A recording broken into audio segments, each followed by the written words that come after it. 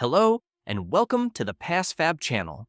If you've forgotten your laptop login password and can't access your computer, it can be very frustrating. In this video, I'm going to show you how to reset your forgotten password and regain access to your Dell laptop without losing any of your data or settings. The first method is using a password reset disk. If you created a reset disk earlier on this PC, boot to the lock screen and plug in the USB drive. Enter an incorrect password, and when the Reset Password option appears, click it. The Password Recovery Wizard will guide you through creating a new password. Enter and confirm your new password, add a hint, and finish the setup. After that, simply log in with the new password, and you're back in. The second method is more straightforward and works even if you never made a reset disk. This involves using a Windows Unlock software called PassFab for WinKey.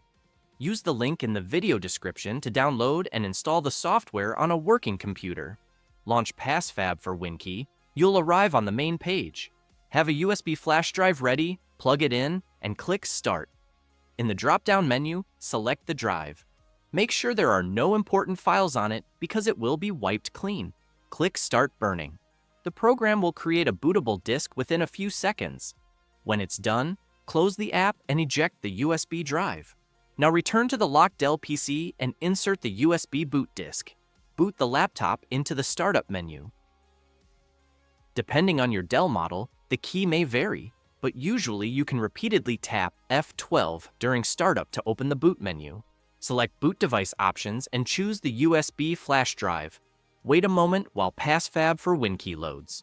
When the interface appears, select your Windows operating system, click Next, and you'll get to the password reset page. Select your account, choose Reset Account Password. Then enter and confirm a new password. Click Reset to complete the process and reboot the PC.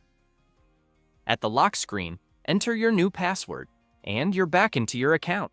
If you found this tutorial helpful, please give it a like, and don't forget to subscribe for more tech tips and solutions.